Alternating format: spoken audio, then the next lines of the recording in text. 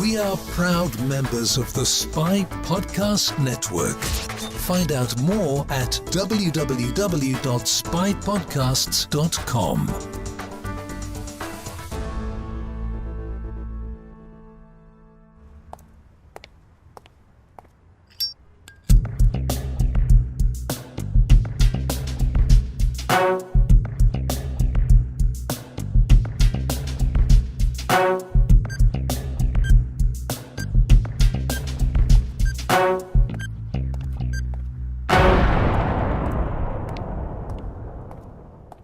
Hello and welcome to Spy Hard's podcast, where your hosts go deep undercover into the world of spy movies to decipher which films make the knock list. But remember, this information is strictly for your ears only. I'm Agent Scott. And I'm Cam the Provocateur, but this week you can call me Naughty Lola. Only if you sing it. I don't know the words. I don't know that song at all. I mean, it's a great little number, actually. It was stuck in my head all day. Oh, was it? Oh, that's awesome. Now I know what piano is in Dutch. What is the word? Pianola.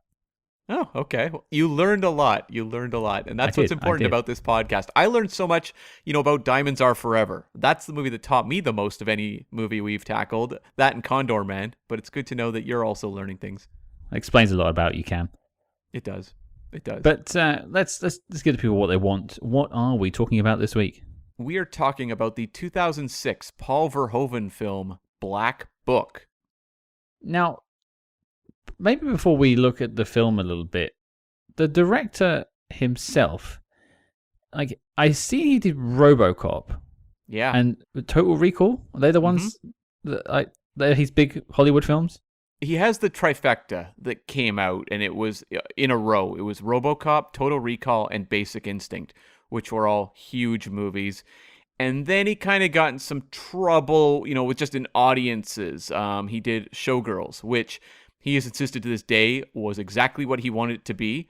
And people have had weird reappraisals of that movie. There's a documentary called You Don't Know Me that looks at it from the point of view of his work and how it's actually, in many ways, a comedy. And people just don't really grasp it. So people are mixed, but it's definitely become a cult classic. He also did Starship Troopers after Showgirls, a movie I absolutely love. And one of my favorite sci-fis. I didn't know that was him. Yeah, and so that was a movie that was something that was pitched as a big blockbuster, and audiences hated it. They didn't realize it was a satire of fascism. Really? They didn't? No. People didn't go to see Starship Troopers? Though they went initially, and then the audiences stopped fast after the first couple days. I remember it just went off a cliff.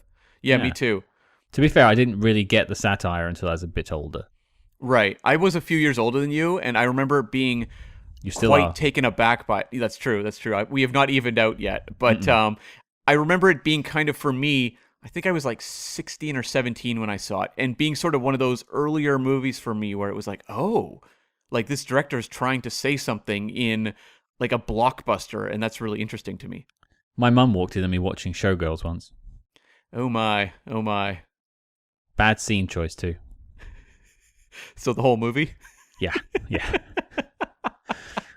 But that's enough being funny. Let's be serious. Mm-hmm. Yes. Black Book. For those who haven't seen it, here is your letterboxd.com synopsis. Black Book. To fight the enemy, she must become one of them. In the Nazi-occupied Netherlands during World War II, a Jewish singer infiltrates the regional Gestapo headquarters for the Dutch resistance. Yeah, I mean, it's a very complex movie in a lot of ways, but I think if I were to pitch it to a room of studio heads, that's how I'd do it. Yeah, that's the elevator line, isn't it, really? That's how you would sell it. Although I imagine it'd be a tough sell for a lot of people. Also, the fact that it's in Dutch. Sure, yeah. Well, we can talk more about that when we talk about, box office and grosses and what have you. Sure. Well, I'd never seen this film, shock horror. Had you? Yes, I had. It was one that definitely made some noise. I think it was released in 2006 in the Netherlands, but in terms of North American release, it showed up early in 2007. And I saw it on video very quickly after it hit video, and I was really bowled over by it at the time. I was really quite taken aback by what a different take on a World War II movie it was, and just the style of Verhoeven in a movie like this, and the lead performance, which we're going to talk about from Carice van Houten, just like blew me away. And I was convinced I was seeing what was going to be one of the big stars and actresses of her time. And I think we failed her, quite frankly. I wouldn't necessarily say that. I think she gets a good showing in TV. I mean, Oh, yeah. For those who don't know the name, she goes on to play Melisandre in Game of Thrones, one of the pivotal characters in the whole show, from basically the beginning till the end. And she, gets to act her pants off most of the way through that film. So she gets a good thing. But yeah, I know what you mean, though. She hasn't had like a top Hollywood film particularly.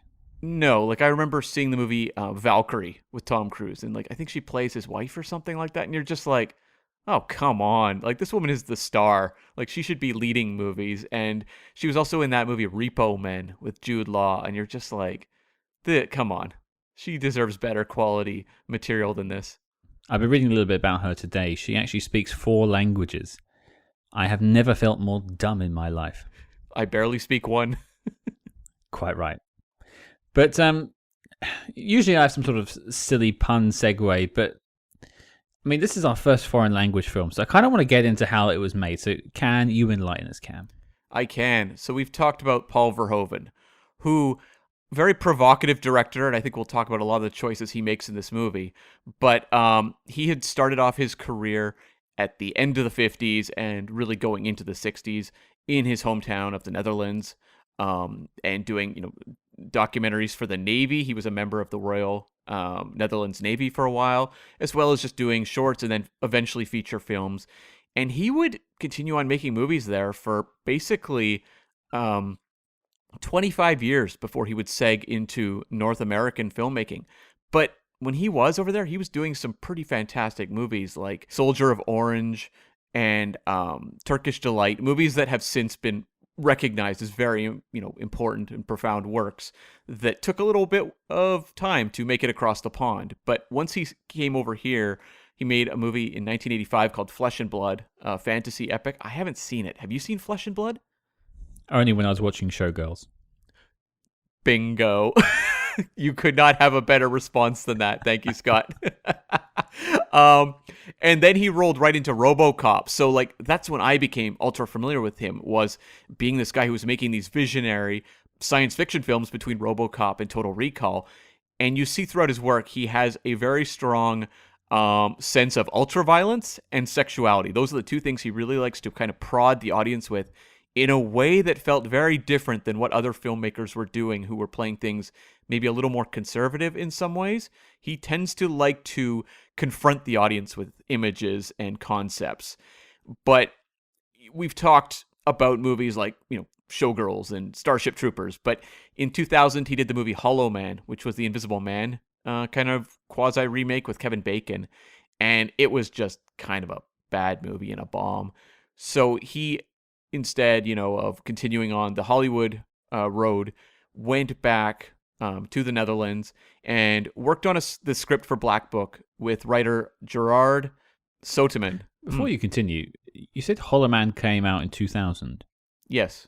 Wasn't that the same year that League of Extraordinary Gentlemen came out and also had The Invisible Man? That was the year after, I think, 2001, to the best of my memory. Maybe 2003, maybe? Wow. Invisible Man's getting a lot of screen time these days.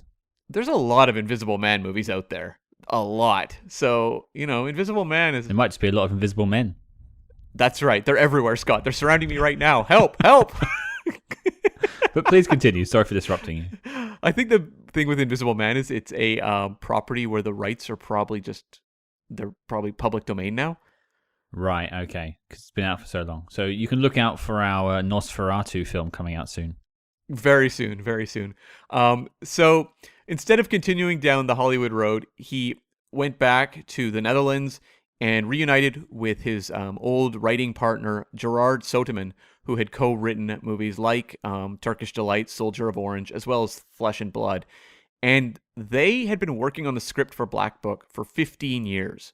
And it had started when they were writing Soldier of Orange, and they just came across a lot of material that they thought would be interesting to put into a World War II movie, but it didn't fit Soldier of Orange, which was more of a black and white story of Nazi occupation of the Netherlands and how Paul Verhoeven was a young child when this was happening, so he had a lot of vivid memories of the time that he wanted to get out in that film, but they've always stuck with him, and it's why he keeps revisiting fascism over the course of his career. He's just always been really interested in exploring it and trying to understand it.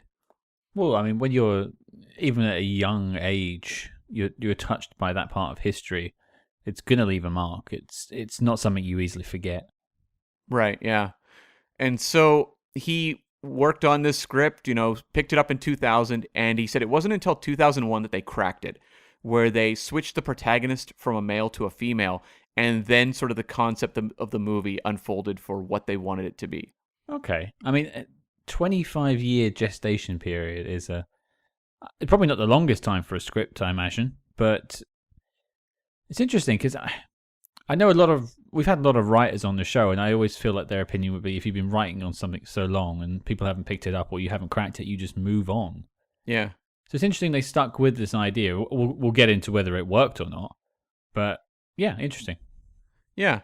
And they loosely based the story of the film on Esme van Eegen, who was a Dutch resistance fighter during World War II, and someone who was spying on the SD, which was the intelligence agency of the SS, and ultimately fell in love with a German officer and went to live with him, which put her on pretty shaky ground with both the resistance and eventually the Germans, who raided the resistance headquarters and found some paperwork that essentially pointed to her as being very untrustworthy.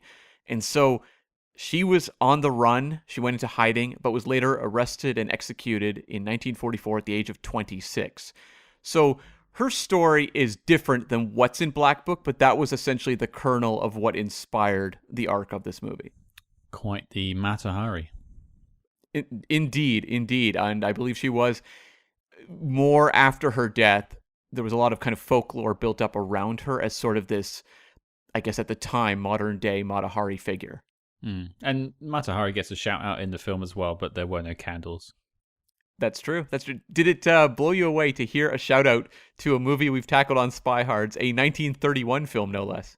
They even dropped Greta Garbo. And can I say, nice pun with blow and candle. Yes, that's right. You didn't plan that at all, I can tell. I didn't. The sacred candle, I mean, it's always burning in the background, but it doesn't always jump to the forefront of my memory. So originally, this movie was supposed to start shooting around 2004, but it was stalled by just financial issues. The movie was financed by 4 countries: Holland, England, Germany, and Belgium. So it's not really a Netherlands film, and that was something that Verhoeven tackled a lot on the press tour, saying, well, he was going home, but this was more of a European film versus a Netherlands film, which is what traditionally he'd been doing in the past.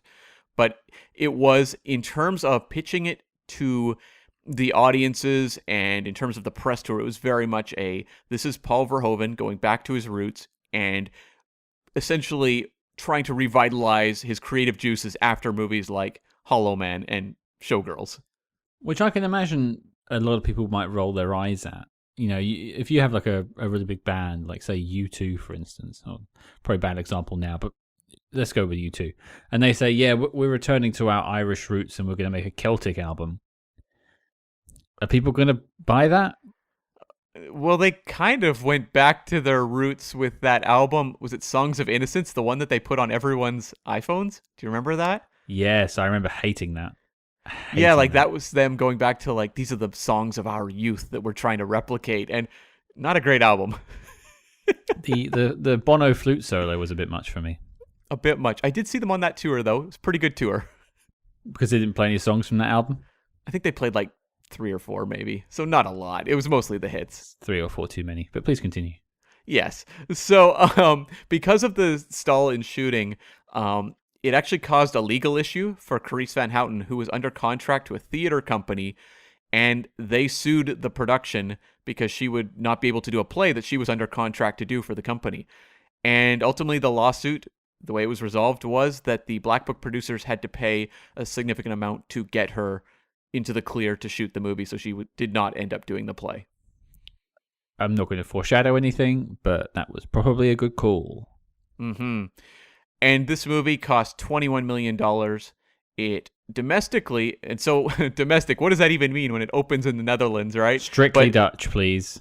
Yeah. So North America, I'll say, it made 4.4 million, international 22.4, for a worldwide total of 26.8. Now, 26.8, you may go, well, that's not that much, and the movie cost 21. It was, at the time, the most commercially successful Dutch film ever. Yes, but that's a poor barometer for how successful the film was. Well, I mean... Because you can say that, okay, so you can say gross it made 26 million, and therefore it made the most amount of money any Dutch film's ever made, but that's not taking away its budget. Now, it didn't really make any money.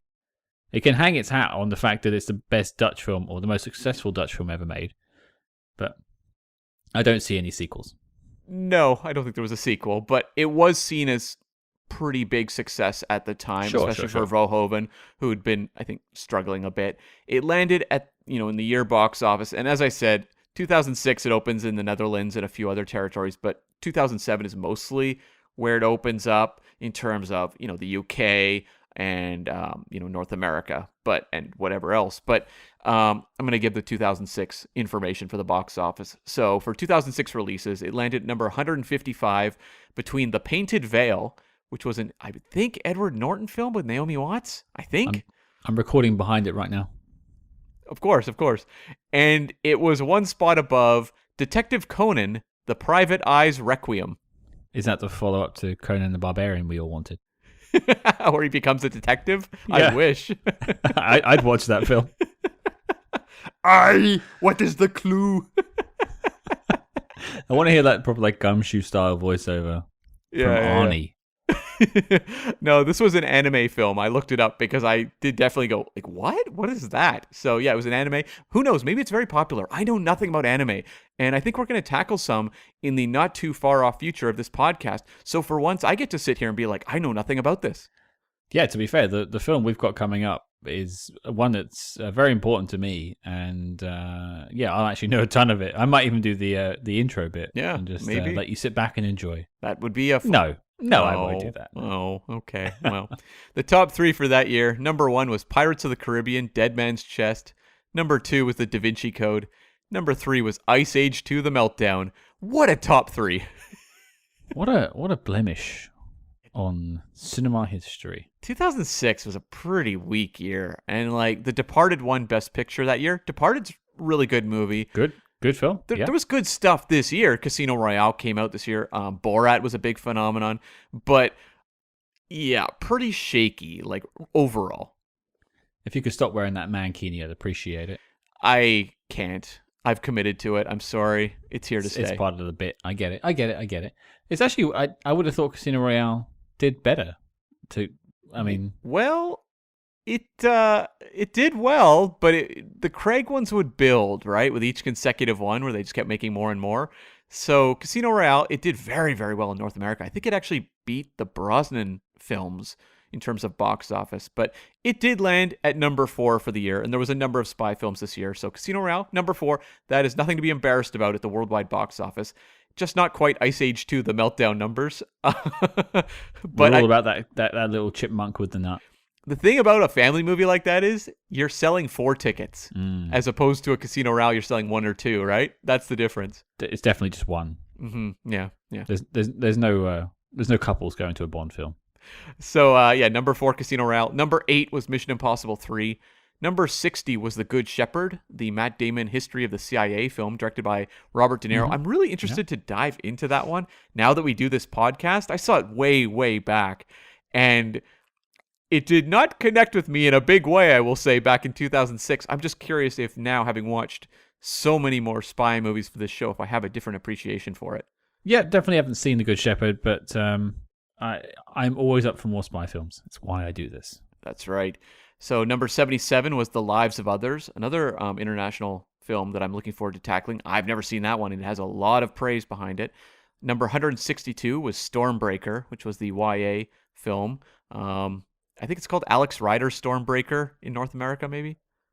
Oh, yeah, I do recognize that. Yeah. Is Alex Rider a spy, then? He is indeed, yes. Oh, wow. I should probably know that.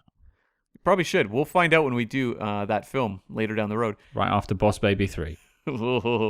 And number 166, OSS 117, Cairo, Nest of Spies, which we did with the Spy Fi guys over on their show. And it's actually a really good film, so I'm looking forward to tackling those. And another foreign language film. And just a couple final notes. This was nominated at the BAFTAs for Best Film Not in English Language. And it led to a Paul Verhoeven resurgence. And, in the last handful of years, he's put out movies like Elle and Benedetta, which have been international productions, but have gotten a lot of praise and a lot of attention. And I believe the lead actress of Elle, Isabelle Huppert, got a Best Actress nomination at the Oscars. So Verhoeven, still kicking around, and not a young man, born in 1938, I believe. So does that mean he's exclusively making, let's call them European films now? Sure. Okay. I wonder if he'll ever come back to Hollywood then. At this point, I don't know. I guess the question is, and this does tie into the larger conversation of Verhoeven and Black Book, is there anything in Hollywood for him anymore? If he is able to make these movies, which are kind of crazy, both, Elle is like a rape revenge film, and Benedetta is a movie set in a nunnery that's very sexual. Is that the sort of storytelling he's able to even do in North America now? Maybe he's better off making international films. And I mean, to be fair, if you take the foreign language part of this film out, from a visual standpoint, it looks like a Hollywood film. Yeah, I mean, his visual eye is unbelievable. Well, Cam, let's stick the proverbial foot in the toilet and wash our feet and talk all about Black Book. Trust me, I worked hard for these puns this week. I worked really hard for these puns. I was going to say, yeah, people need to appreciate Scott puts a lot of work into these segs, and this movie gives you very little. I don't speak Dutch. That's the main issue I have. And so I have the English translation to work from, and I imagine a lot of the jokes are lost. Yeah. Well, true. Also, not a comedic film. No, it's not. Well, I'll ask you, Cam. You saw this before, but you're watching it again in 2022. What do you think of Black Book?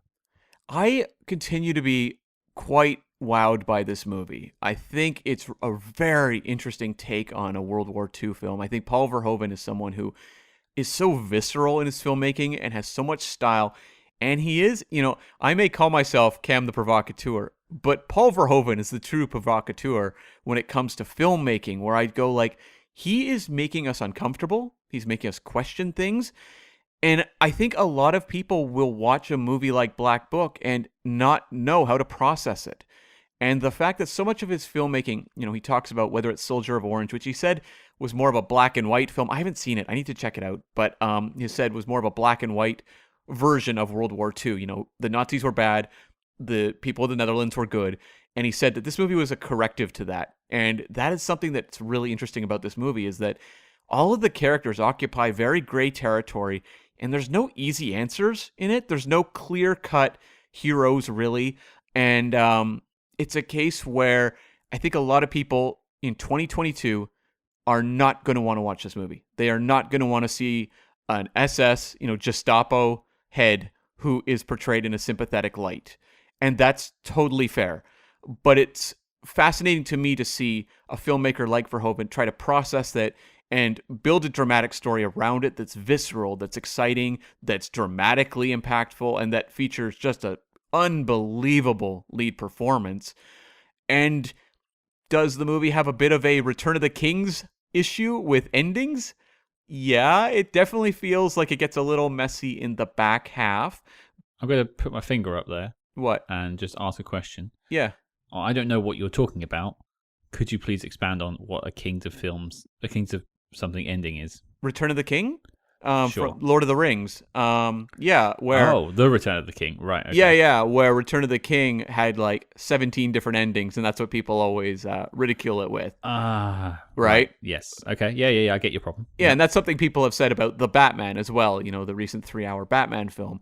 And I think Black Book also gets a bit luxurious and a bit maybe convoluted with its storytelling by the end, but it's also, to me, that much more interesting because of how it ties into the theme of just the messiness of war and the fact that it's not clear cut. And so I think it's a very challenging film. I think it's a movie that is often going to turn people off away from the screen and be like, I don't want to watch this. And it's one that often makes you question, what was Paul Verhoeven going for in a moment like this? But that just, to me, makes it all the more fascinating to talk about and watch. Yeah, I mean, I think from my side of things, I think I'll preface, it's not the sort of film I would choose to watch. For me, it's got a lot of barriers. It's in a foreign language, which I notoriously struggle with. Because you have to genuinely pay attention to the subtitles, and then if you're trying to also watch, things like how the shots are put together, the cinematography, the acting, sometimes you can lose the magic of a scene because you're too busy looking at the words on the bottom. And I'm not the smartest man, so I am really paying attention to those words at the bottom of the screen. So when I saw that at the beginning of the film, I got a bit worried. Plus 2.5 hours, right? Yeah, 2.5 hours of that. I mean, I recently really enjoyed watching Parasite a couple of years ago, and that really helped change my opinion on foreign language films. But I still have a hesitance going in. And also, I got the idea quite early on that tonally this film is not an upbeat thing, but nor should it necessarily be an upbeat story. It's about the persecution of the Jewish people in World War II and them fighting back in the Netherlands. It's not going to be a laugh a minute. And so I had to really sort of stop and collect my thoughts and try and reframe the film a little bit and change my expectations. Once I did that, I got into the film. I think it's visually a very stunning film. I was surprised because I've seen a lot of European films from doing this podcast. I think of like The Takens, for instance. It's all a European film, at least the first two. This looks a ton better than they do. You can tell it's got that Hollywood sheen to it. I think that's Verhoeven's work there. But I was drawn in and kept interested for the entire 2.5 hours by Carice Van Houten. I mean, wow. What a performance. As I said earlier, I've seen her as Melisandre in Game of Thrones, but she's in a cast that's murderer's row of great actors. And so she does get forgotten from time to time. There's whole episodes where she doesn't turn up, and she is playing a villain for a lot of the show. Whereas this is basically her film. There's other actors in it, but really it is her film. And her performance is absolutely breathtaking. I've watched it twice and I didn't quibble. That's how well this film hit me. I watched it twice, 2 hours and 40 minutes, 2 hours and 30 minutes, I should say. And I didn't moan about it. And I was paying attention both times. And I think that's a lot to do with her. And so, yeah, I really enjoyed it, Cam. Oh, that's awesome to hear. Yeah, I was really curious how you would feel about this one, because even when I was watching it, I was often, you get taken aback by sometimes what Verhoeven does. And that's always been kind of a bit of his modus operandi, is to kind of provoke the audience, to get a response out of them. And so you never quite know what the response could be. Like, I don't think there's any issue if someone came on the show and was like, I found this movie uncomfortable and I did not enjoy watching it because of what Verhoeven was doing. I think valid. And I think he would actually be interested in hearing that as well. Be like, oh, that's really interesting. Why did you feel that way? What was it about these scenes that did that to you? But you never know with Verhoeven, right? And a lot of people have no time to sit and watch even like some of his American stuff like RoboCop or Total Recall, where the ultra-violence is so in your face, or Basic Instinct, where the sexuality is incredibly overt. It's interesting because one thing I noted down, it's kind of in my likes, but we're talking about it in this section here. Mm-hmm. The film doesn't really give you time to get annoyed with it. It has that Hollywood thing, which is actually more of a trope nowadays, especially with the Marvel films, where like every 5 or 10 minutes they need to hit you with something. Especially in the first half of this film, she's the main character, Rachel Stein. Within the first 5 minutes, her house has been blown up, and then another 5 minutes later, she's being shot at. Another 10 minutes later, a whole boat of people are being shot at. It's quite crazy that manages to keep happening throughout this film, which is 2.5 hours long. And so I don't think you really get time to start to, I don't want to say dislike it, but start to question why you're watching it. I think it's entertaining and exciting enough at times to keep those people, I think probably myself is in that category, enticed and to keep watching. But for people who prefer the gritty character piece, I think that's there too. I think that a lot of that is from Carice. It is just like a star-making performance, and I just wish we'd really got to see more star vehicles built around her in the wake of this movie, because it's just unbelievable. And it was really interesting just doing some research into her opinions on some of the things they shot in this, because she has to go through some real brave scenes to pull off. There's a sequence near the end of this movie where her character is being humiliated under this vat of human excrement, where I was like, I don't know how to feel about this scene in 2022. Like, what is her take on this? Because it's something I began to consider, because I remember Sharon Stone coming out and saying she was very uncomfortable with the shot they used in Basic Instinct, the famous interrogation shot she did with Verhoeven. Really? I didn't know she was uncomfortable with it. Yeah, she has come out since and said she was tricked into it and things like that. Verhoeven has vocally said that was not the case. I don't know. It's very messy, but you don't like to hear that an actor who's presented in that kind of light in a movie is uncomfortable with the scene. And I remember hearing Isabella Rossellini talk about doing Blue Velvet. And she has some scenes in that are, they ask a lot of an actress on screen. She's laying it all bare on the screen in that film. Yeah. And a lot of critics, a large number of them, came out as sort of the moral watchdogs on that movie and took David Lynch to task when it came out and said he was doing, despicable things to Isabella Rossellini on screen. And I was watching an interview with her a handful of years ago where she was talking about Blue Velvet, and she said that she really saw herself as the co-director of those scenes with Lynch, and she felt very embarrassed when critics came out and said that she was humiliating herself and that she had failed in her intention of getting across what she wanted to in those scenes, which was being laid bare and being very vulnerable and terrified. And she felt like she was being denied agency in making her own creative decisions for what happened in the movie. And so it's something I like to take into account when I'm watching some very uncomfortable scenes like in this movie, was I wanted to go and see what Carice Van Houten had to say about them. And she said that they were very difficult, but her and Verhoeven were so on the same page that even when she was doing a scene like that, she said, it was brutal to do. She was walking away crying at the end of shooting it. And apparently it was supposed to be a one-take thing, and it just did not work. So they had to do it multiple times over a couple hours. And Verhoeven had said, are you okay? And she said, I want you mud wrestling in this with me by the end of this. And, she said when they finished, she was walking away in tears. And he said, where are you going? And he was in the mud, ready to start wrestling, rolling around in the mud with her. So you can see that there was a trust relationship there. So as difficult as it can be to watch these scenes now, you get the real sense that there was a trust between these two and that it wasn't done in a way that could be exploitive, I think now. And that's something I like to take into account when I'm watching this kind of material, because obviously Carice Van Houten is so unbelievable in these scenes, but you start to go this depiction is kind of rubbing me kind of in a very, very uncomfortable way. And I think he is definitely trying to make you uncomfortable. Mm-hmm. There's a couple of bits of quite gratuitous violence later on as well that took me by surprise, which probably, now I know who directed this film, shouldn't have taken me by surprise, but that's me being the novice when it comes to cinema, just showing. But back to Carice, and speaking of Game of Thrones, now you've never seen Game of Thrones, I think. Is that right? Right. Yeah, that's right. Yeah.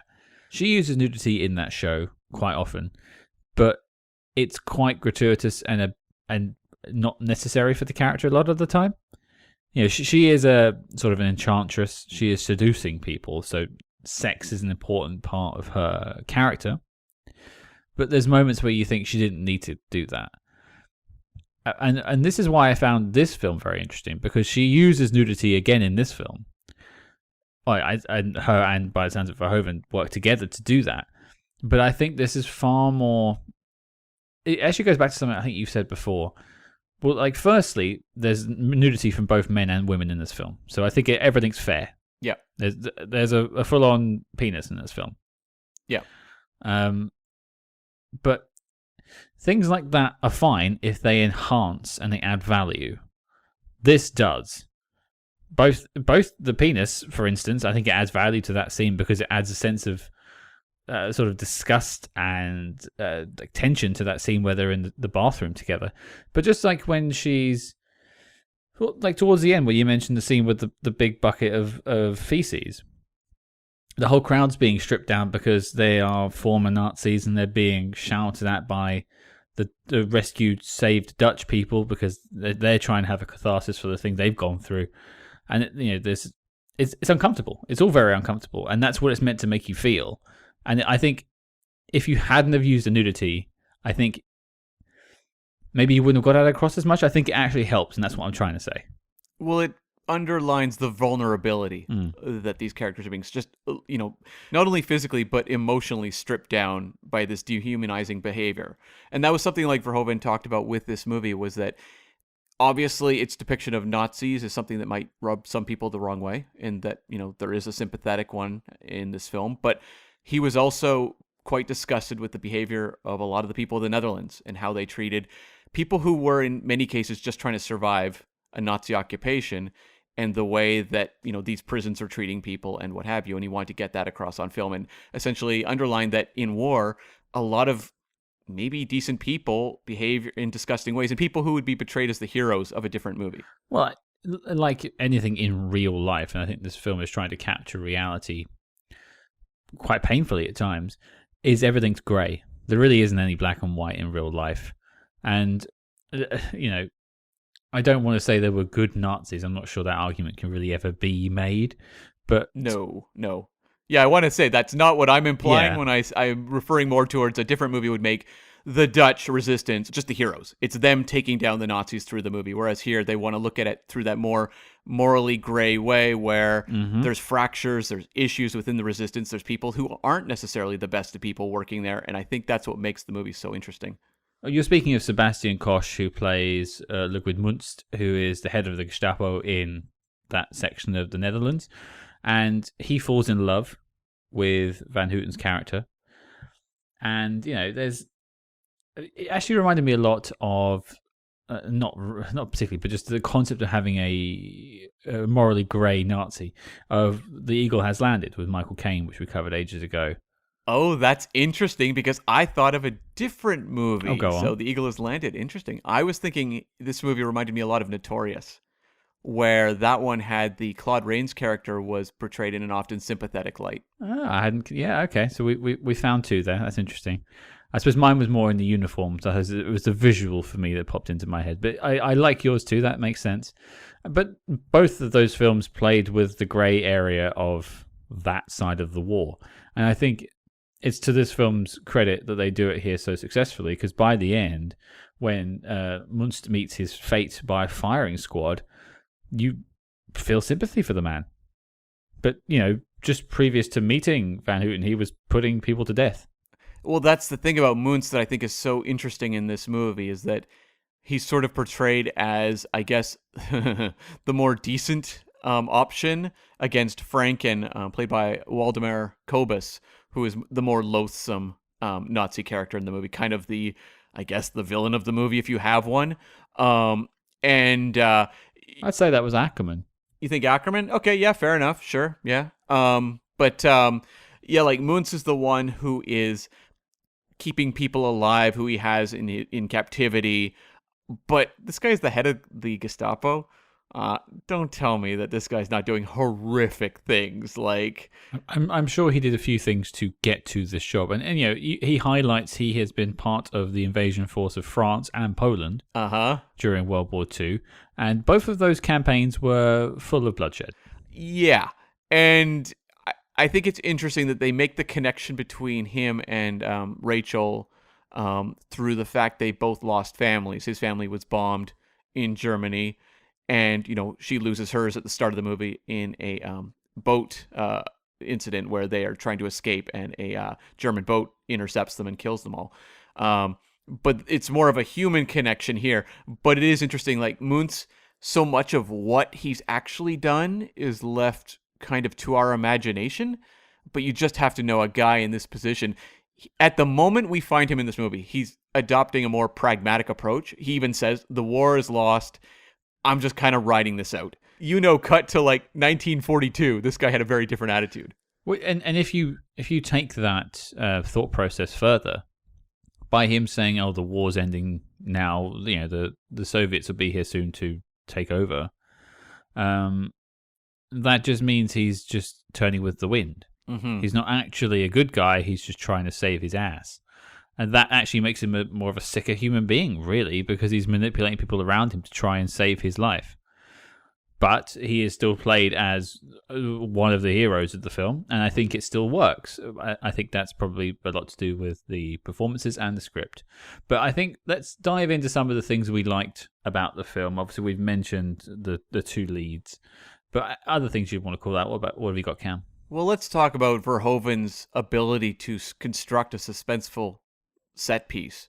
There are several throughout this movie. I mean, this movie is often driven by set pieces. I mentioned the attack on the boat early in the film. A sequence like that is just gripping. Like, you are just on the edge of your seat. But there's so many. There's a sequence where the Dutch resistance goes to kidnap a German officer through using chloroform. And it all goes wrong. And the way that this seemingly very simple capture and, grab goes completely chaotic into like a shootout in the streets is just like spellbinding filmmaking. And I mean, the movie's full of sequences like that. And that's what I was sort of referring to earlier, where like the film doesn't really give you time to settle in. It really is keeping you on the edge of your seat. But yeah, I think some of that stuff's quite interesting. I liked, and this is just a little bit, the fact that chloroform didn't work instantaneously like it seems to do in cinema, whereas in reality you need to do it for like a minute and a half. Not that I know that. And also, this was expired chloroform. It's probably like an hour. Yeah, exactly. He's just smothering the guy basically. So that's definitely why it didn't work. But that, you think of like how tense that scene is, and then you're bouncing into another set piece 5-10 minutes later. The one for me I always find quite interesting when I went back for my second viewing, I sort of watched it again, is the part where they've liberated the Netherlands. Our two leads, Rachel Stein and Ludwig Munst, are trying to first locate a sort of a lawyer who has basically been selling off the people and getting them killed, and that's what the Black Book is about, the title of the film. But then they're like trying to, basically those two get killed, and they're trying to capture the guy who shot them, and they're running through the streets of the celebration parade. It's like it's V-Day, it's Victory Day. And they're running through the streets and they get tackled eventually, and it leads to sort of one of the climaxes of the film. But that's so tense because there's just that danger around, and you know that he could be seen at any second, and eventually he is seen and brought down. And I just think it's so successful at doing these things. The chases through crowds is just so well handled. We've talked about movies where it's far simpler set pieces and they just can't capture the geography of what's going on, where the participants are in relation to one another. And it's the sort of thing that Verhoeven makes look so easy throughout this movie. And there's a couple scenes in huge crowds that are just so effective. And I know that was one of the images that really inspired him with this whole project, was the idea of the ceasefire and the liberation and people not being happy, like having a character who's not happy because of the liberation. And that was kind of one of the central images. And you get that here. And it's someone who clearly has a concept they've been kind of stewing over in their mind for a long time and knows how to execute it to the like best potential, on-screen effect. So just throughout, even just like there's a sequence in this movie where the resistance goes to free some, a trio of prisoners from the German prison, and it turns into a trap, and that whole shootout sequence is just unbelievable. And there is no one who knows how to stage a gunshot impact quite like Verhoeven. Yeah, I mean, I had a couple of issues with that scene personally, just because I wasn't really understanding who's responsible for it failing. But that was probably my lack of understanding of the villain's plot. So, well, let's take that little journey here, because we find out in the ending of the movie that the doctor character who's with the resistance had a deal with Franken. There's also the lawyer who had been essentially setting up wealthy Jewish people to be killed and then having the money sent to Franklin. So I would say it's one of the two of them, right? Yeah, logically it would be one of the two of them, but and I suppose leads back to the moral ambiguity you were talking about earlier and everything, but I was just very confused the first time I watched it, and I do have to think it's probably just me being me and not paying as much attention as I should. Maybe the signs were there, but when I watched it the second time, the signs weren't really there at all, so you're more just kind of thinking, or who betrayed them, but I have no idea. Usually a film would give you some sort of breadcrumb. Even I say something like Funeral in Berlin, that's one I always go back to. When you watch that a second time, there are breadcrumbs. You can pick it up, but this does not signal anything. You have no idea Dr. Ackerman is a villain until the last 10 minutes. I think it's maybe a little bit of a fault I have. I come down in the same way that you do, where I'm like, okay, it gets rather convoluted to keep track of. And I think in one way that is a screenwriting issue where it's just not being communicated strongly enough to the audience. But then I'm also like, in a way, its weakness is underlining the theme of the movie, which is this sort of gray territory, uncertain loyalties, just the messiness of war and how people are just, it's not a black and white portrait. So it kind of makes this whole who's responsible for what kind of work into the theme of the movie. And that's maybe more of an excuse than an intention. Sure. And I think one of the ones I want to talk about when it comes to likes, and we've spoken about Carice, but the creation of a female lead protagonist. And it's interesting because I didn't do any research on the director, but you saying he created Basic Instinct. Yeah. Well, it was written by Joel Esterhaus, but he directed it. He framed it. Yeah. He brought it from script to screen. Right. And I think this is one of the film's successes. I know we've said her performance is fantastic, but crafting a female lead, especially in a spy film, seems to be something that films can't seem to do. I look back at 355 recently, Ava, something like that, where it's just whiffed it constantly. We've had some good ones. We had Hannah a while back, Mata Hari. Yeah, in 1933. Yeah. Quite some time ago. So and also Notorious as well with Ingrid Bergman. But You're right. Like, there's the fact that I'm now searching for the 30s and 40s films maybe just only cements your point. Yeah, and I just think it's a like I have. It's not something we really need to dig into so much, but just I'm glad that there's another film we can add to our arsenal that has a solid female lead that isn't just talking about men. I'm sure it passes the Bechdel test. It's such a stunning performance, and it takes me back to how I felt about Saoirse Ronan in Hannah, and I was just blown away by that too. That was my first Saoirse Ronan film, I think, or maybe I'd seen one, but either way, I'm just saying it was nice to have a strong female lead. And it was an interesting companion piece in some ways to me with Zero Dark 30, which we talked about relatively recently. They are very different characters, but to have the character played by Carice Van Houten here, Rachel, who is more of a character in that Mata Hari kind of mold. I don't know. I thought Ingrid Bergman did that very well in Notorious, but this movie has an overall seriousness that I think echoes a little more of what Zero Dark 30 was in terms of a movie to talk about on this podcast. It's hard to be all yucks and laughs when it's tackling such serious material, and that was the case with Zero Dark 30 as well. But there's a way that those two performances, Jessica Chastain in Zero Dark and Carice Van Houten in this movie, they are like the towering figures over top of those movies. Like, when I look at Bergman in Notorious, it's kind of a three-hander in that film with your three leads. Whereas Chastain and Van Houten, the movie is them. And I think that this is a movie that is very smartly written around its lead. And you could say the same about Hannah. I mean, Saoirse Ronan is fantastic in it, but it also has some great performances from Eric Bana, from Blanchett, man. Blanchett the Wolf. Yeah, Blanchett. And, Tom Hollander has a strange little turn in there too that I think is quite interesting. And yeah, this one is definitely Carice Van Houten's film. And if she was ever going to use someone asks her what's my acting like, just show them this film. I think this is a pretty good show reel for any actor.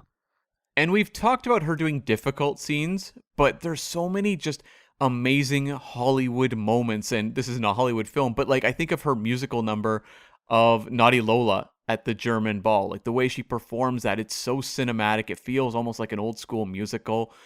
And the way they take these kind of big showpiece moments and then we'll find a very like tough character drama moment in them. Like with that sequence, it's her looking at someone and being sick shortly after when she recognizes a Nazi who is involved with the murder of her parents. And they will give you these kind of showpiece moments with her constantly. Some of them are kind of funny. You have a sequence where she is dyeing her pubic hair to, a blonde color to try to pass as a German woman going undercover. And they have fun with that. Like she's kind of making jokes about it. And, the doctor is there while she's doing it. And there's kind of a flirtation going on. So it's giving her these kind of like playful moments mixed in with a lot of heavy material. I mean, I don't need to dye my pubes anymore. Since we started working with Manscaped, they are in tip-top shape. I knew you were going to say that. Have I become that predictable after 80-odd films? I mean, Manscaped, it spoke to us. It didn't speak to anyone. That was more the problem, I think. Mm-hmm. But, yeah, I did kind of bump on the dyeing of the pubes scene, which I think is how people refer to it. Mm-hmm. When the doctor kind of grabs her very viciously, which I didn't quite get. I mean, there seemed to be a sexual flirtation going on there. I didn't quite understand that, but more to the point, apart from these sort of dire scenes that she's acting through, these harrowing moments she's dealing with, there are genuine moments of joy in this film that she brings to life. There's and like Hollywood moments, you said. Like there's a scene of her right at the start of the film, just listening to English music by the side of a river, just laying there. And I mean, what a look! What a stunner! And the way it's framed, she looks like a Hollywood starlet. I would put her on any poster. She should lead any film. I really wish we have had more Carice Van Houten. And you completely buy that this woman would be able to charm her way through this assignment. And that's something that, like, I think a lot of movies, if they handled this material, and they would do it differently, I think very few would do it the way Verhoeven does it, but they would make the character more visibly tormented in scenes, whereas Carice Van Houten is often charming her way through moment after moment with these characters, and that's something that really works for the movie. And also, we're talking about the spy stuff for a second, because this is what we do here. She's a terrific spy. Mm-hmm. You think about that scene in the train where the SS are on board trying to check IDs, and they're smuggling weapons in suitcases. And some films would play it as the Hans Ackerman, Dr. Ackerman character who's with her on the train would make a big scene about it, and she would skate on by, and it would be fine. But no, she takes the lead, and she gets him. She slaps him in the face, and then takes the suitcases and takes control of the moment, and then finds Ludwig Munst in the carriage further down and manipulates him to protect her from the search. And that is all of her just seat of her pants spy work. That's some proper Bond stuff she does there. And you get the real sense of a survival instinct of not just her, but also her friend Ronnie, played by Halina Reijn, or Reijn, maybe, perhaps. But, and I know the two actresses were friends and actually went to the audition, essentially together, and were both hired. But you get the real sense of women having to survive in these circumstances. And, for Rachel, it's because she's Jewish and having to hide being Jewish, and also going undercover in, German headquarters as a Dutch resistance fighter. But with Ronnie, she may not have the same story, but you get a real sense of these women having to be survivors and use their charms just to get through the war. That's it, just to try to make it through alive and intact. And you get, by the end, they're both married and trying to live their best lives, and you just get the sense of like what they had to do just to make it through. Whatever it takes. Mm-hmm. And often being dehumanized. Yeah. Yeah. Well, I kind of want to pivot us over into some things that we disliked, and I have a couple. Okay. Why don't you start? Actually, one leads off beautifully of what you were just talking about. This film is bookended by well, actually, the main point of the film is a flashback. the bookends of the film are actually in the future, sometime in the 50s, and she's living in Israel, and she's a teacher, and she has a husband and kids. She's made it, which then adds to the problem. She survives the war because she's alive in the future. Right. So there's kind of a little bit of tension taken away from that. But also, it doesn't do a very good job, particularly apart from like a flash on the screen of saying that it's gone back in time. And so like the first time I watched it, I was very confused as to how she went from that look to this look and being in that boat. All of a sudden, I didn't really understand that jump. Right. And then watching it the second time, I kind of realized that, hey, doesn't this take away a lot of the power of it being her trying to survive the war when we know she survives? Yeah, I know exactly what you mean. It's something with those sorts of framing devices that often you like to get rid of them nowadays. Like, people tend to veer away from these sorts of bookends because they do kind of remove that sort of tension. I think for me, the reason that it doesn't bump me too much is because just the inherent tension of what she's involved in, and more the question of, because there's so many characters that she's working with in the resistance and everything, there's so much internal drama going on that I'm more interested to see what the outcome is going to be and how the situation is going to resolve itself by the end. Sure. I mean, I'm not complaining about it. It's a minor nitpick, if anything. I imagine most people wouldn't even pick up on that problem. It's just something on the second watch, and I watched it, once a day for the last 2 days. In close proximity, you analyze things differently if you watch it a second time. We interrupt this program to bring you a special report. Agents, pardon the interruption, but we have some top secret intel.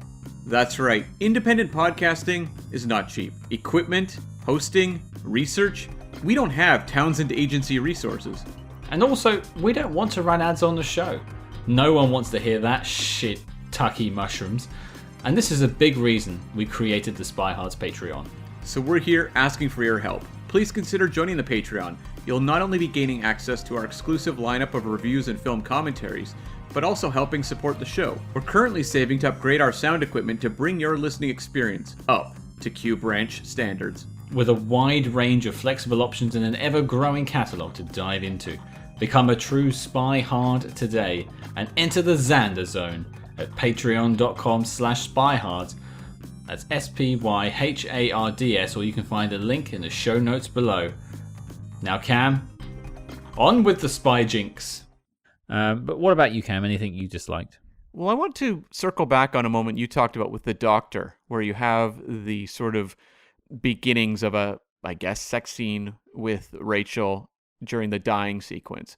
And you're right, like the way it comes across, it's weird, right? Like there's something about it that seems kind of aggressive and strange. Well, he's physically aggressive and he like throws her around almost. And from what is a burgeoning flirty romance to 5 seconds later he's throwing her around the room. I'm not sure that works. And is that a precursor to essentially the twist of the movie? That we're supposed to read this as being kind of strange, and then we have the payoff of him being evil. I know what you mean, though. Like, in that moment, it is kind of uncomfortable, and I think it is jarring because we then spend, like an hour and a half with that character as a member of the Resistance that we are supposed to be somewhat invested in. But I do wonder if that is sort of a breadcrumb for his heel turn by the end. I'd never looked at it that way, actually. You've enlightened me a little bit there. I hadn't considered that. First time for everything, Cam. But, yeah, I guess it just...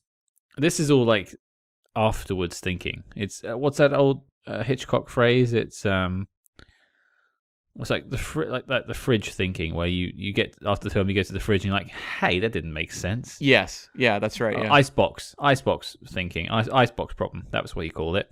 But it's minor nitpicks again. But yeah, it did bump me. I imagine people watching it the first time will be like, I wonder if this leads somewhere. It never really does, and I would then question why it's there. I wonder if it's also because the Sebastian Koch character, Muntz, we, going in, are very well trained with the tropes of Hollywood movies, right? Clearly, he is going to be the villain, and, Ackerman is going to be the hero figure, the Cary Grant, essentially, of Notorious, who's sending her in, but he's the one that loves her. And when you have that sort of beginning of a sex scene there, you're like, ugh, like that was kind of weird. And it kind of throws you off in a way. And going back to the gray territory, it's like, is this guy trustworthy? Like, he seems kind of sketchy. But then also, just to maybe be in the film's defense all of a sudden. Yeah. Maybe it's to draw a distinction between Dr. Ackerman and Munst. Because when they have their sex scene, a couple of scenes later, Munst and Rachel Stein, he's nothing but gentle. Yeah. It's very, like, sensual. And he's a Nazi leader. Yeah. And he's onto her being Jewish very quickly, which is a moment of, like, your stomach just sinks when he discovers it. But you see that he seems to be okay with this, and it becomes more of this, like, intimate sort of romance and connection between the two, which one thing that Ackerman says that makes me think that it's very intentional, that scene, which is, I at least get to have you first. Oh, I think I just figured it out. So in that scene, the pube dying scene that we're referring to, where the sexual contact takes place and it's very aggressive, Rachel Stein finds out that Ackerman is a doctor. Yeah. And he says, don't tell anyone. That's because we find out later in the film, right at the end, that he was arrested, and that's where his arrest record is, that he's a doctor. Boom. Yeah. Okay, I think we've sussed that out. It actually was intentional, and it kind of makes sense.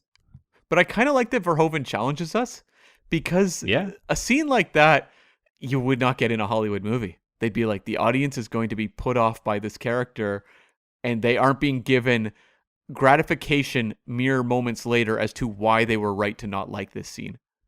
It's not spelled out for people. Well, another problem I had, and we've touched on it, is you called it the Return of the King issue. Yeah. But it feels like this film is meant to end 3 or 4 times. And I think the runtime is maybe a little bit excessive. Personally, I don't like films that really go past the 2-hour mark. I think it has to really work to deserve it.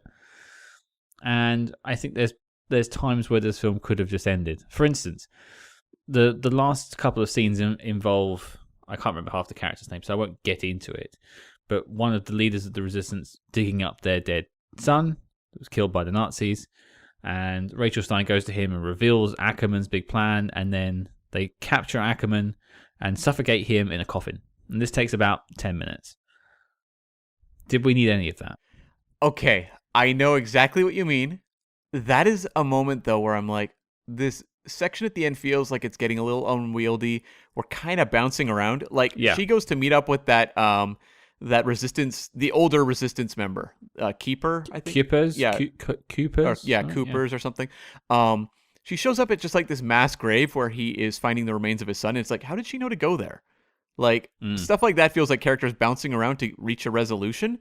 So I know exactly what you mean, but like, it has these individual moments.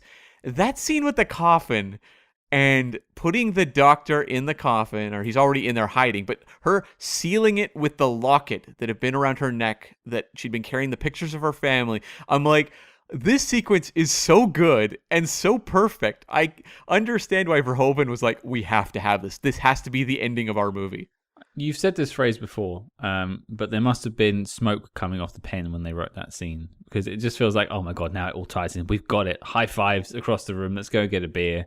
We've done it. Because it pays off the beginning of the film. Yeah. And I imagine it's the sort of thing they stumbled upon at the end. It does work, but I will still hang my hat on the fact I'm not sure I need any of that as closure. Well, you have the doctor being exposed as well as that lawyer. And it's like, I wonder if there would have been a way to maybe combine those two things a little closer.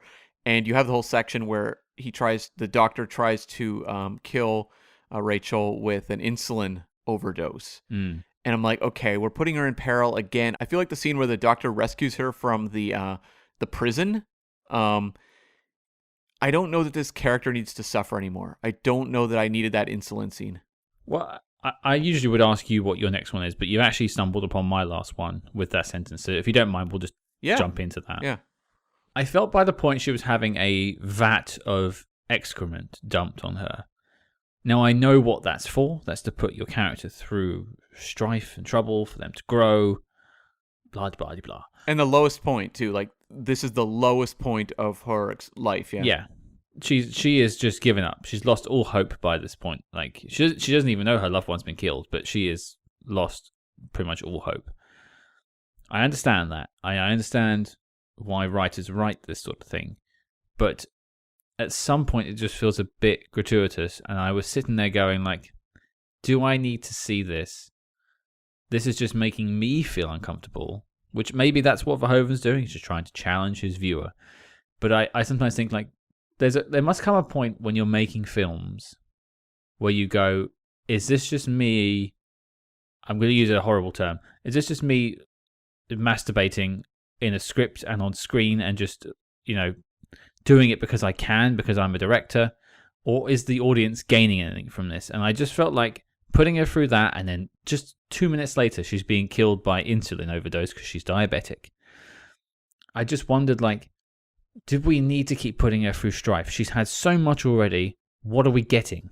Like, I'm sure that visual was used of her with the poo in the bucket. I'm sure that was a scene that was maybe played for festivals or whatever. Brilliantly acted scene from Carice because she's a fantastic actor. And it's visceral. It's real visceral, yeah.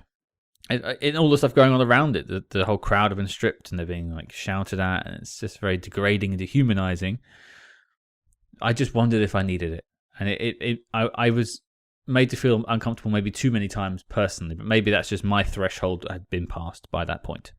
And it's the sort of scene too, like, I try when I'm watching movies like this to not just view it as a North American, because every place has different bars that they accept in their entertainment. For example, for us, Scott, you and I, growing up, the Ninja Turtles were a big deal, right? Mm-hmm. And I know that in the UK, they wouldn't show the nunchucks that Michelangelo had, right? Mm-hmm. And didn't they also call them Teenage Mutant Hero Turtles?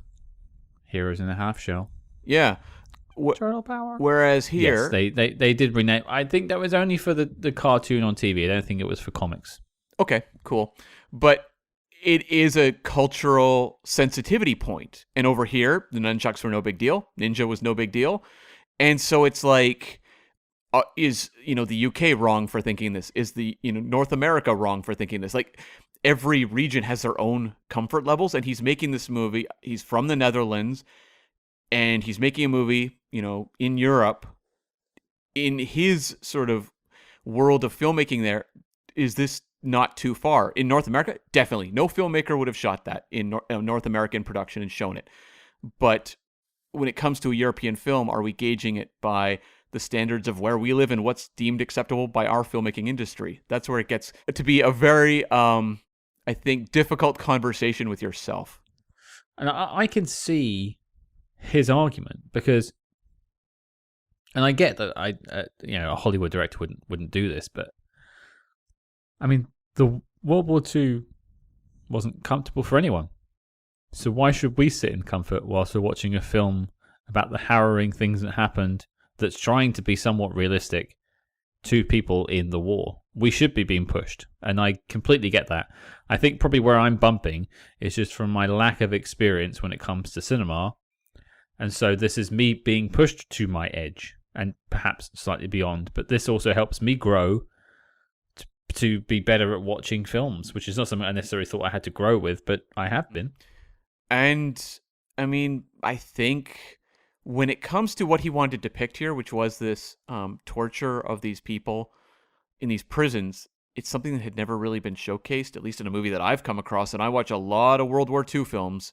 I've seen, you'll get the odd scene of, say, a woman having her hair shaved after liberation or something. I've seen that in several things. Band of Brothers did that. Mm-hmm. But something like this I'd never seen before, and I think it's very clear that Verhoeven wanted to portray the true horror of it, and that, the fact that people in the Netherlands were doing this, he is disgusted by and wants to portray it as being irredeemable. Like, this was not a case of they deserve that revenge on these people. He sees it as disgusting and wants to portray it as so.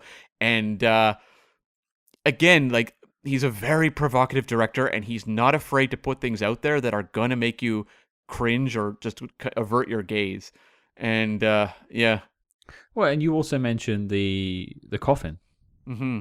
which is the last big death of the film, which is, Dr. Ackerman's trying to sneak out of the country in a coffin, which is what an actual ploy he was using on her to smuggle her in earlier on in the film.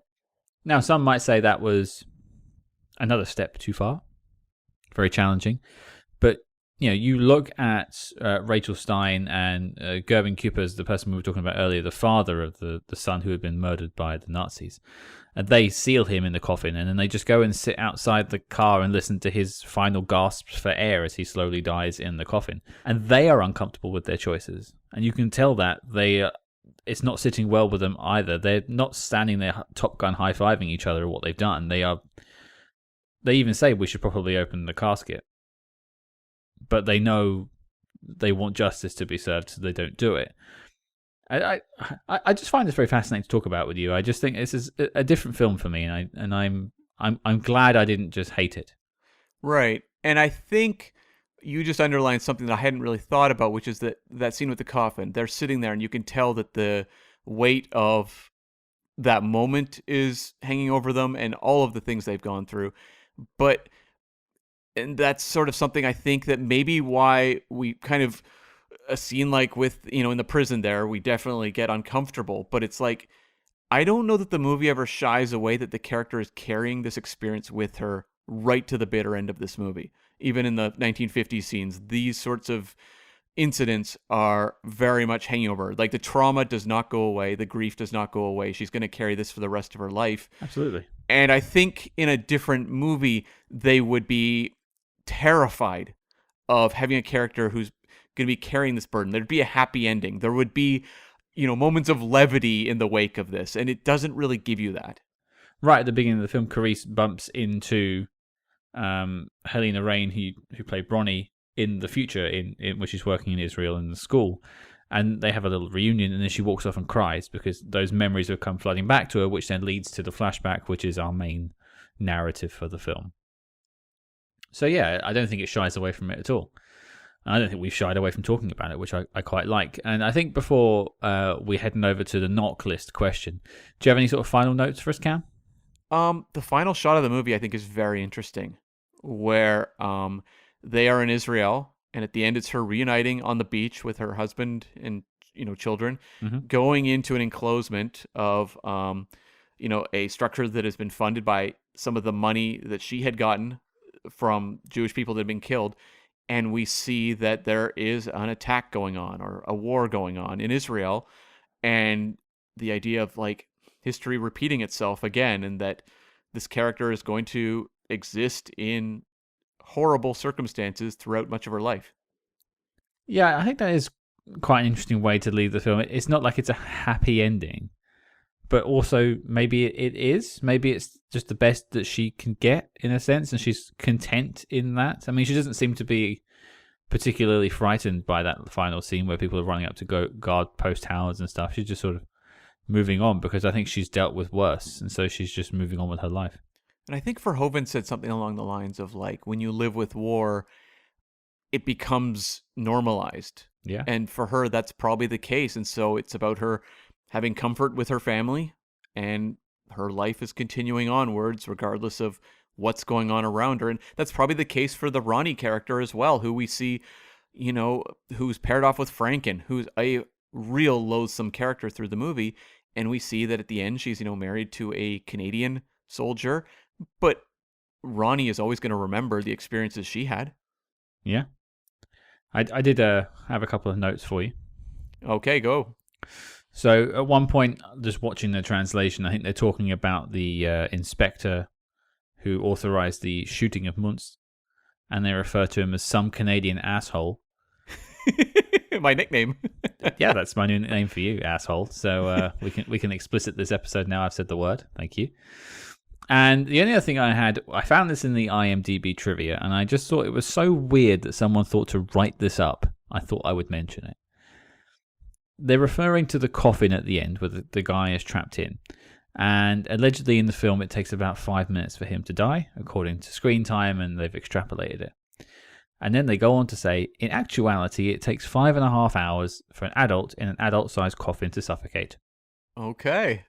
Well, I mean, I think for the expediency of the movie, it's probably better not to spend that extra amount of time. But yeah, I did have that thought. I was like, I don't think you die that quickly in a coffin.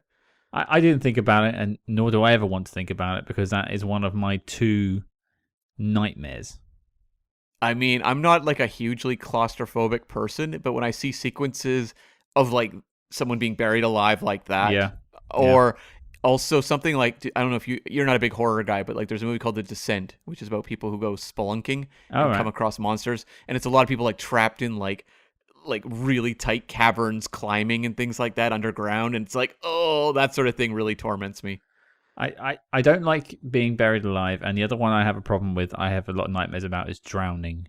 Okay. I'm not a very good swimmer, so that kind of like plays into that for me. I don't like open water particularly, which is funny because I live on a very tiny island.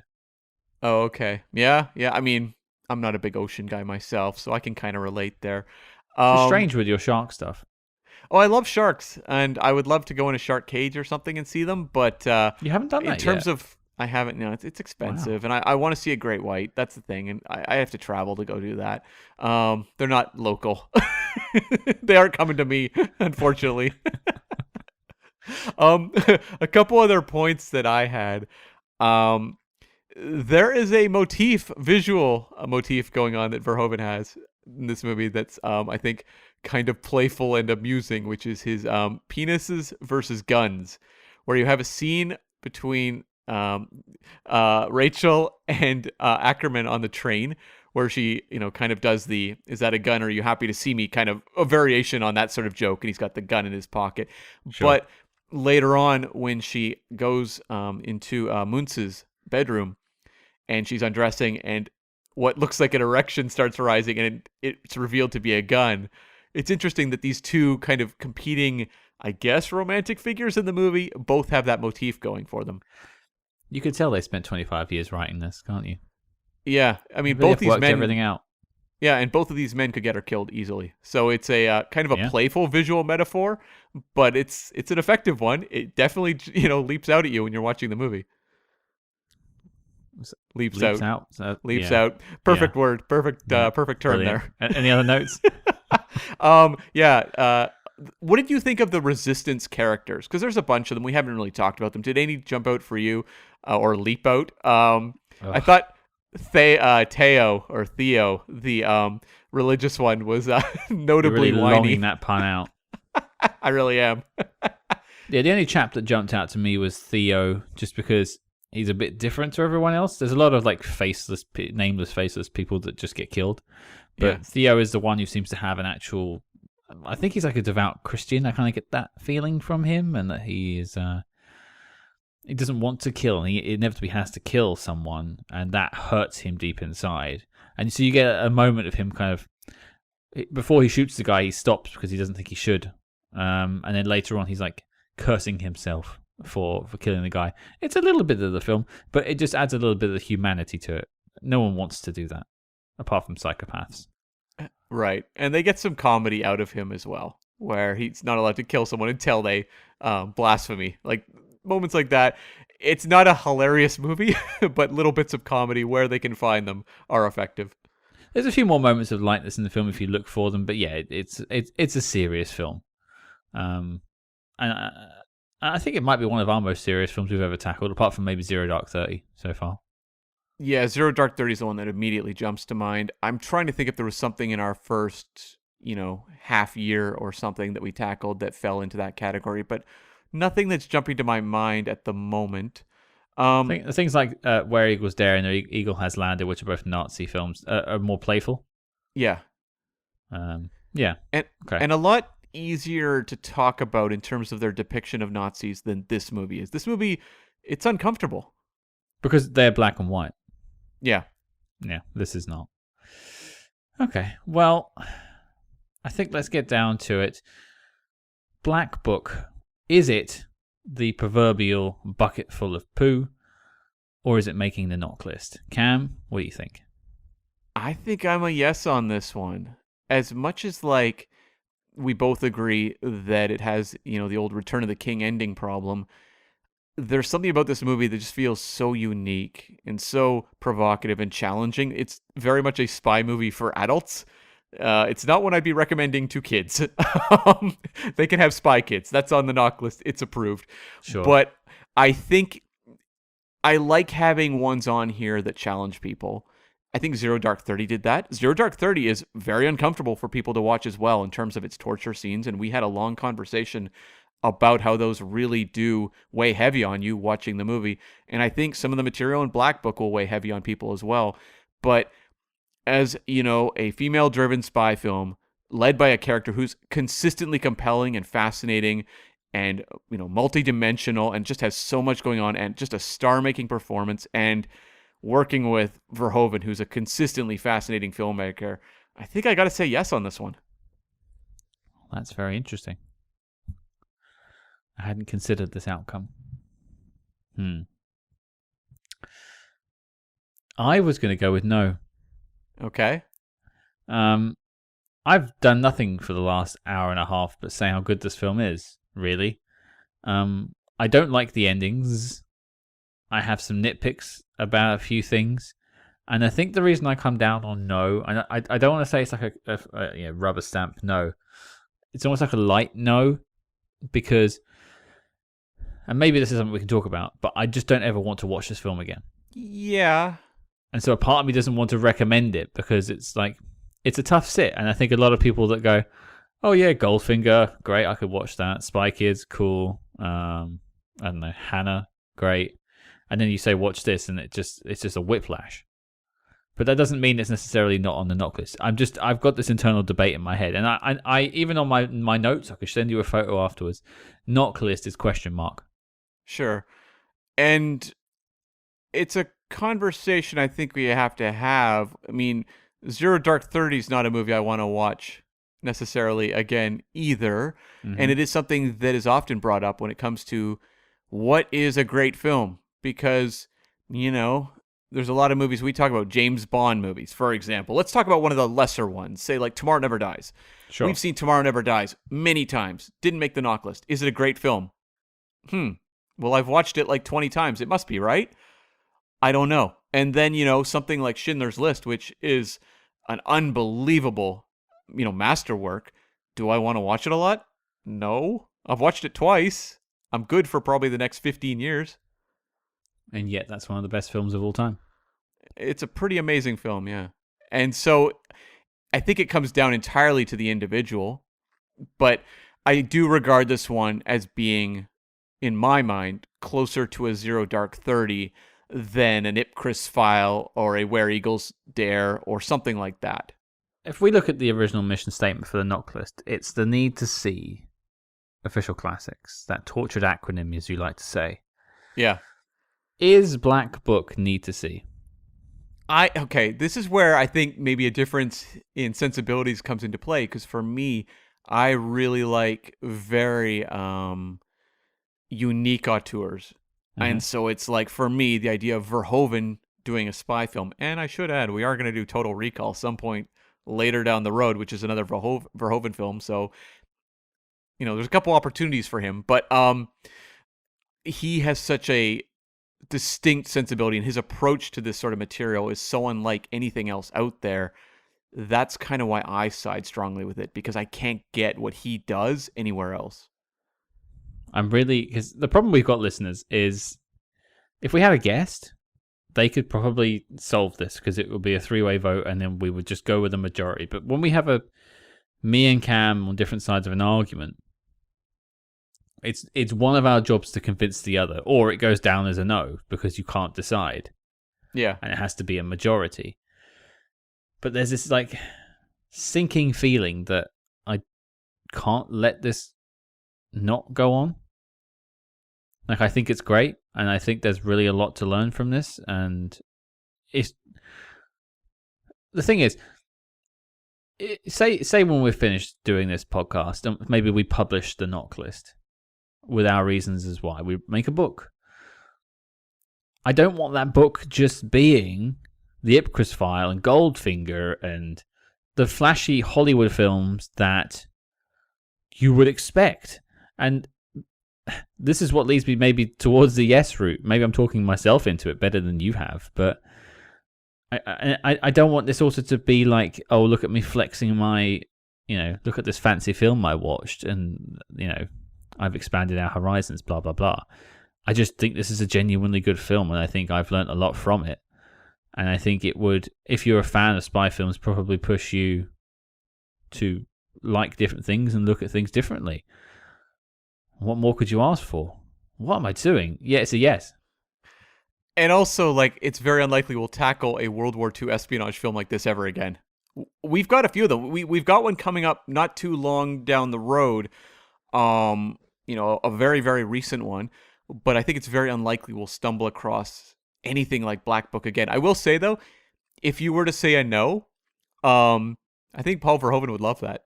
He'd be like, oh, they were split? Perfect. My job's done. Yeah, maybe. Yeah. I think I have to be more objective than subjective about the knock list. And I think objectively this should be on there. And that's why I'm going to give it the mild yes, and therefore let it slip on through. It is one, though, I would say to people listening who are curious. It has the caveat of, like, it's not an easy movie to watch. Yeah. And you should know your own, stomach for visceral content and whether it's a movie for you. And, I struggled, especially the first time I watched it. And I still have some nitpicks with it. But, yeah, I think if you think you can make it through it, I think it will enrich your spy viewing. So, as such, it's a yes and a mild yes. Therefore, Black Book is making the knock list, and the dossier on the film is complete and filed as classified. But Cam, what are we doing next week? Well, Scott, we've tackled Black Book. Next week we're doing Spy Kids 4, All the Time in the World. Speaking of whiplash. Is that the biggest whiplash transition we've ever had? It's got to be. There's nothing bigger. I don't remember what came after Zero Dark 30. I think it was something similar, actually. I think it was a complete change. Okay, I've got the answer. It was actually right in front of me. Go on. The follow-up to Zero Dark 30 was Spy Kids 2. What are we doing to ourselves? It's like palate cleansers, isn't it, really? It's fluffy nonsense after some serious stuff. Maybe that's what you need, though. That's why you have a sorbet after a heavy meal. Sorbets are usually nice and sweet, whereas I'm not too sure that is the case with Spy Kids 4. Well, we'll find out, and that'll actually close off the Spy Kids franchise. So that'll be really interesting to watch that film and then look back at the 3 previous films as we say goodbye to the Cortez family. Question mark, I suppose, because who knows if they'll ever make a sequel or a reboot or something. Yeah, well, there you go. And I'm sure a lot of you are celebrating as well. That'll be the last time we're talking about the Spy Kids. Yeah, no kidding.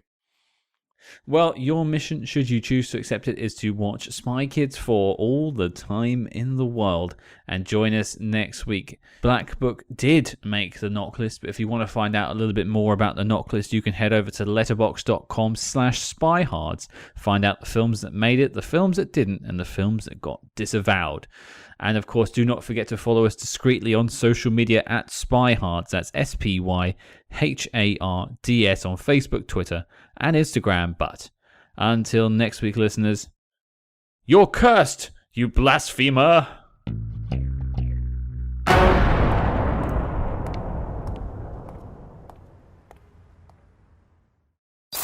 Do you love spy books, movies, and TV?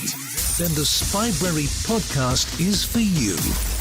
Since 2017, host Shane Whaley and Spybrary field agents around the world dispatch reviews and interviews with authors, historians, and fellow spy fans. We discuss everything from John le Carré, Len Dayton, Paul Viddich, Graham Greene, Mick Herron, Charles Cumming, Ben McIntyre, and many more. Spybrary is available on all good podcast apps and at spybrary.com.